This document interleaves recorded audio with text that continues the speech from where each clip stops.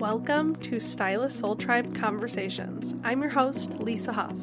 Over the last 5 years, I've coached hundreds of hairstylists and beauty industry professionals, helping them work their dream schedules exclusively with their dream clientele and earn their dream income, all while fostering genuine connections and lifelong friendships inside the beauty industry.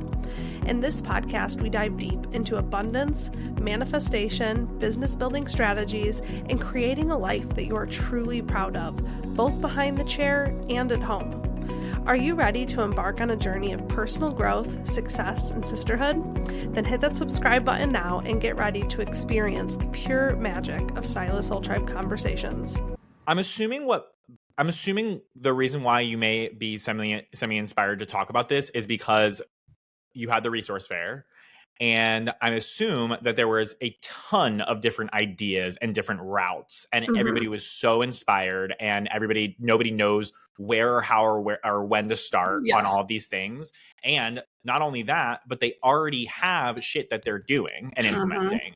So then they get these brand new ideas, and then it's like, what do I prioritize? Where do I go? What do I do? So I'm assuming that is what it has inspired you to want to talk about this. So tell me where that brings your thoughts to.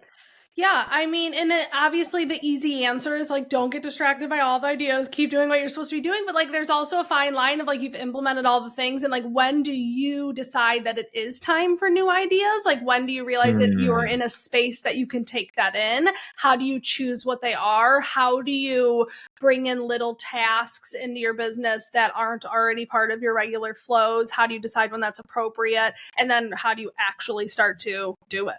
Yeah.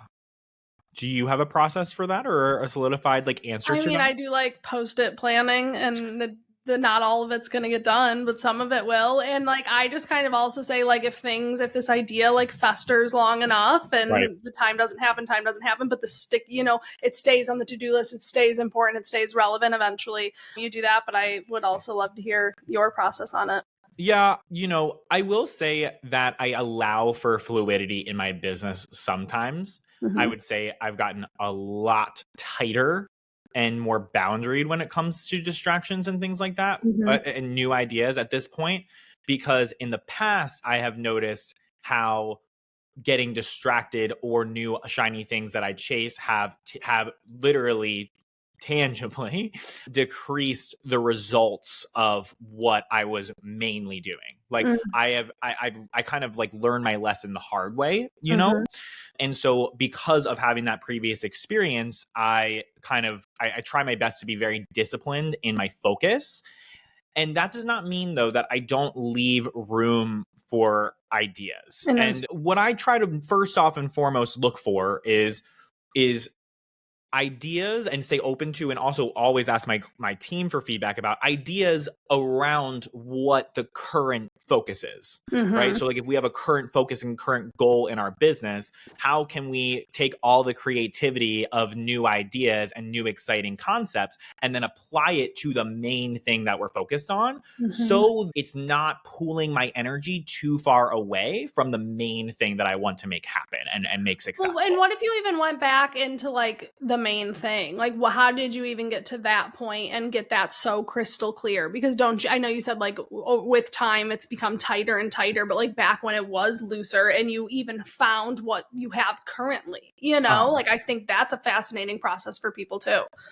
I think looking and seeing like what's already working, and I talked about this a little bit in our last episode, but like, it's looking at on paper on your business what's already working, like what is already making you money, and then doubling down on it. Because if there's something that's already working, then there's probably something that you're doing to make it work. So then it's a lot easier and less risky to make the thing that's already working, take that thing and then just double down on it. So it's like so let's say that Instagram is working really well for you. Like, let's say that Instagram is the main way that you're getting clients into your chair, and you're getting like 5 to 10 new client requests a month from that, right? Can you imagine if you doubled the effort that you were putting into your Instagram, right? Like, what would happen at that point if you took what's already working and you poured more time and energy into something that's already proven to work versus taking something else and trying to make that work, which is going to take away energy from what's already working. So then it's going to lessen the results of that. You have risk of the new thing not working out. And then you end up being in a space where you have to catch up possibly. And, you know, I'm not saying that this is the experience that everybody's going to have every single time that they implement something new or try something new. There has to be space. And there are definitely times for more like exploration and like trying something new for sure. But I've just found that like if I'm thinking really analytically and in a very safe way, I can take what is already working and put a fuck ton of effort into that and take risks within that, right? Because I just said the word safe, but I'm taking what's already working that has great foundations, and then I'm taking risks within that because I know that the swings that I take will be the biggest hits within that thing because I've already built the foundation for it. And if I miss, then it's not that big of a deal because I haven't wasted much time or effort on the wrong thing. Yeah. If that makes sense. Yeah, no, that makes perfect sense. And I totally get where you're at with that. So I want to know, when you were saying like education, implementation, like we're both really like close hand in hand with people, like where did that thought come from? And let's see what that starts to spark. I don't want to discourage anybody. It's a fine line. Like, what I'm thinking right now is like, particularly to what we're doing and who we're teaching, this shit's a lot. Like, it's a lot. I mean, it's why I have the education that I have is because you are already working a full-time job. Like you're already working a full-time job. And at its core, right, you could accept that full-time job for what it is, you know, and have the same average salary that everybody else has within that core job, you know, and what you would normally expect from it and accept the day-to-day of that. Actually, the majority of hairstylists, and that's what they do. Yeah. We just don't know them because we attract a different breed. Exactly. I think we forget that like we're in this bubble of people who are thinking that or believe that there is and understand that there is more for them. Yeah. If they are willing to put in some extra work to make it happen. And so when you sign up to take this career, this full-time job, but then develop it into something even bigger and better for you, you're taking on a whole new role. Like you are taking on a whole new job. And like, I'm not even just talking about like not only do you have the full-time job of literally just doing the fucking hair, right? But then which is also like physically exhausting and physically, like mentally takes exhausting. a lot of time. Yes. Emotionally exhausting. It truly is. And also like you are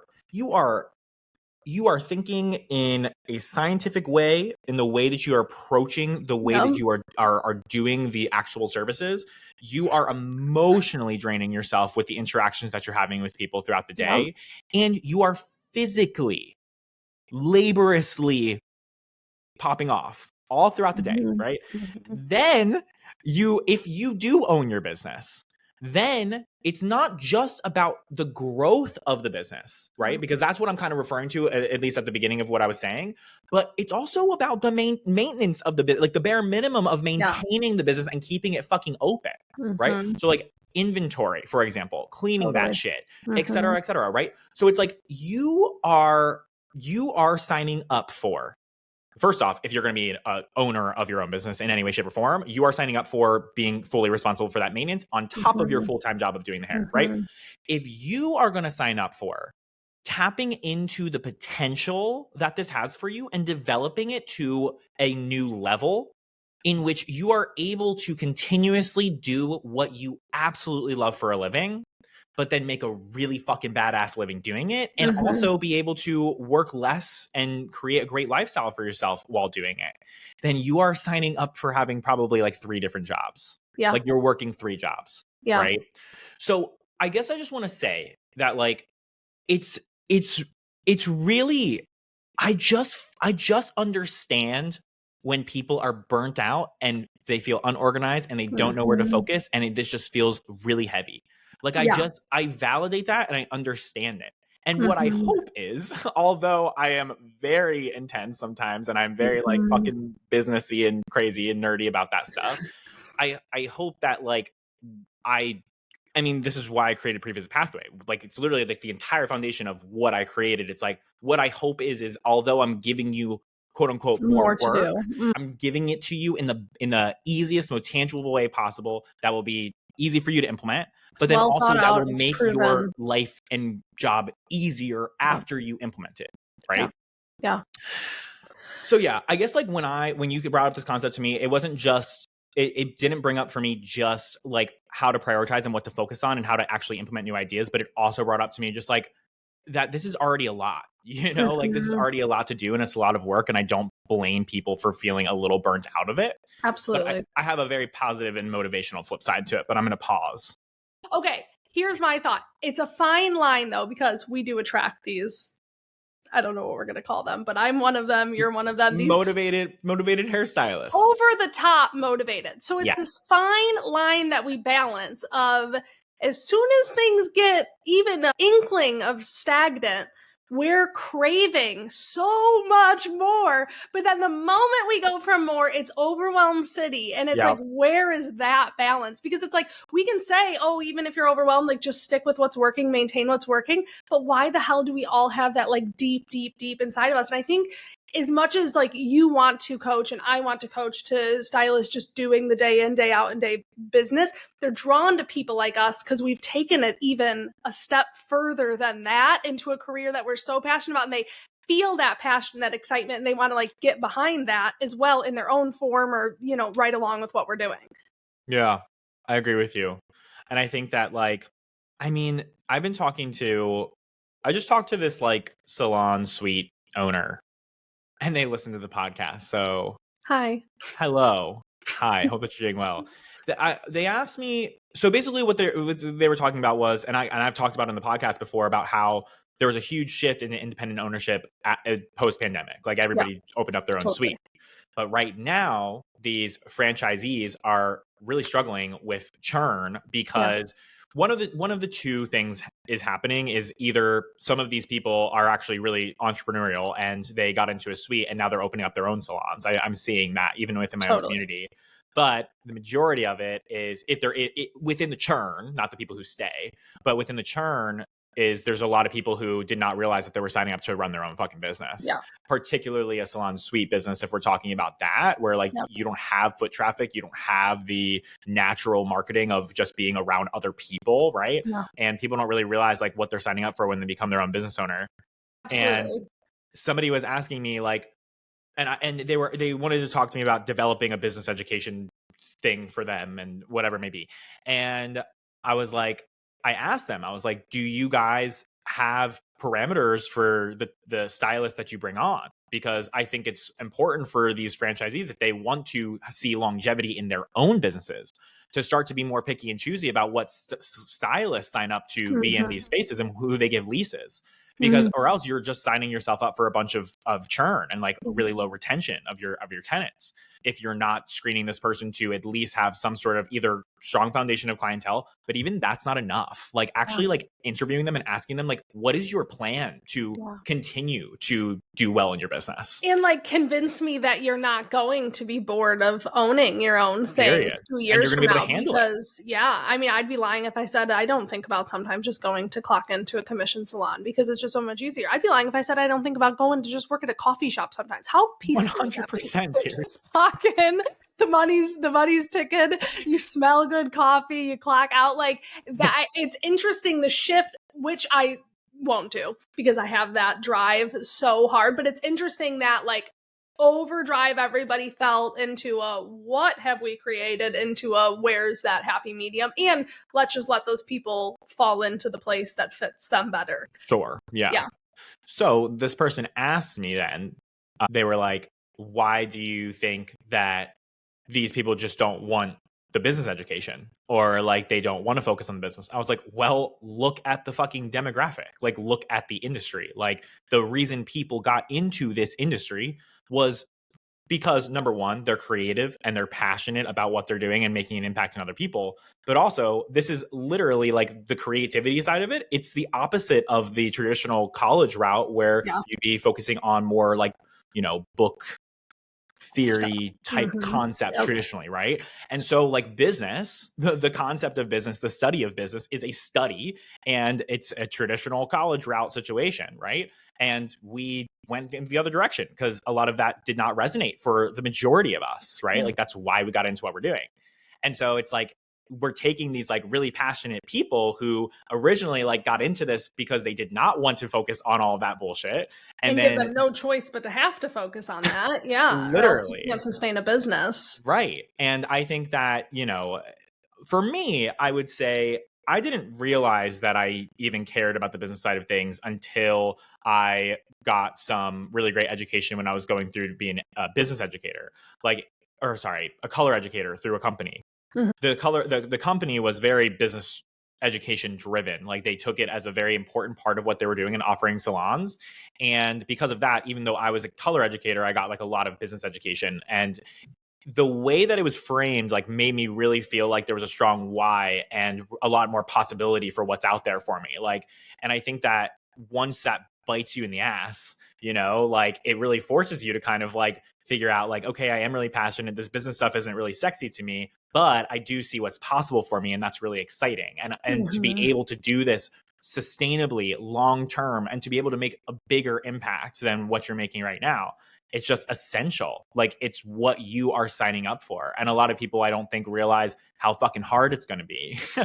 And I think that for me, I don't know about you, would you say that like when you were really first starting out to like get business focused and like really start implementing strategies and things like that, would you say that you were would you say that you sacrificed a lot? Time, you mean? Like, what do you mean? Time or energy? Yeah, for sure. I mean, I think anybody who builds anything great does. Yeah, I mean, I was working my ass off. I don't know if it felt like a sacrifice at the time. Right. I have always been more truthfully drawn to the thrill of building the business than even doing the hair personally. So to me, when I was really growing it, that was like feeding a different side of me. So yes, absolutely. I mean, I worked way more time and physically and mentally with clients, as I was growing that. Do you have a follow-up to that, or? Do you regret it? Oh, absolutely not. No, I learned everything I needed to learn. And so it's like, for the people who are listening to this, I could go into I worked my ass off. And granted, I always caveat this with, I don't have children, I come from a pretty privileged background. Like I understand that my experience does not mean that your experience is not valid or whatever it may be. But like for me, like I sacrificed a lot and I worked my ass off, and it sucked at times and I was really tired. But then like look at what that got me, So like for like the people who are listening to this, like who are people who are like more motivated and like understand that there's more for them out there and like are willing to put in the work to go chase that, like understand like, yeah, dude, you just signed up for 3 fucking jobs. Yeah. Like you just signed up for 3 different jobs, like 1 full-time and 2 part-time. So basically 2 full-time jobs. And you have a personal life on top of that. And I totally see that and I totally respect it. Like, and I understand that that's fucking hard. But you're also building yourself up to something bigger and greater. And like you just said, like that doesn't come without sacrifice and working through hard times and burnout and not knowing which ideas to put where when you're already so freaking overwhelmed, but you're inspired by this new shiny thing, right? Totally. So what would be like your prediction then, just with how things are going and like everyone thought they wanted to take on the 3 jobs and now a portion are finding that they don't? Like, is there a happy medium that gives people both, or like what do you think is that solution? It depends on what perspective you're talking about. I guess like the first thing that comes to mind is like, I think that there are people who get attracted to business education who aren't as, like I said, like aren't passionate about the business. And I think that there are people who are passionate about the business who like really get excited by like the theory of things, like you and I do. And I think that it's just the people who aren't as naturally inclined possibly are going to choose to either stay disciplined and like continue to do the hard work, even though it fucking sucks, and the people who don't are not going to. And what I hope is, and what everybody wishes is, I guess, that things will just maintain and stay okay for them moving forward. I think that's like what every hairstylist who doesn't really care about business education really, like, that's how they're living and floating. Do you think the answer for those people is more like go a commission route, or I mean, it would be so person by person. Yeah, it depends. If your situation is really low maintenance for you, then that's fantastic. But I mean, I think honestly, I mean, I see these. I work one day behind the chair, and I work in a commission salon now, just because I like to keep my hands in hair, and I like to be around people and do my clients and all that stuff, and be able to relate to you guys in one way or another. And I mean, I see these commission stylists, and they're not fucking doing shit. They're like going in and out of the salon, and they just do not give a I just cannot even imagine what that must feel like. I know. They just have a life outside of work. Love that. Wild. No, and I remember, like I said, like when I got the bug for business, I came back to my team salon, who I grew up with and I had much more closer ties with. And it felt very depressing for me and very confusing to me how everybody else around me was so not as motivated as I was. And I was just like, if you guys could just see the potential, like if you guys would just like do this, you could like grow this to something so much bigger, but that's not what people want to do. People just nobody is in business to give advice to people who aren't even looking for advice. So there's no sense in that. Yeah. I also just want to go back to the question you asked me earlier about like hustling, working really hard, making a lot of sacrifices. I also think it's only fair to acknowledge that we're speaking about this in past tense, but like we're doing it now just in a very different way. Oh, like 100%. You are working your fucking ass off. You're just building a different business. And so it is sometimes kind of wild to talk about it in that way. Like, yeah, I'm behind the chair 2 days a week. You're behind the chair 1 day a week, but we're like behind the computer. Yeah. How many days a week? Yeah. We have a full-time job. I have a team. I have a fucking team. But I think it's also to point out to people who think that they want that 2 day a week schedule, 1 day a week, 3 day a week schedule. Like most humans do work a significant, a full-time job. Like you probably don't need as much free time as you think you need. I don't know. And I love our industry because we can shape that to what we need it to be. Because I have kids, I can get off whatever time I want. I love that. But I think that's also like a big lie and a big misconception that people are sold because it's a pain point and it speaks to people as, in marketing of like, you can cut your hours so much, you can do this, you can do that. But like, then what? Then what are you doing with your time? And that's almost going back to our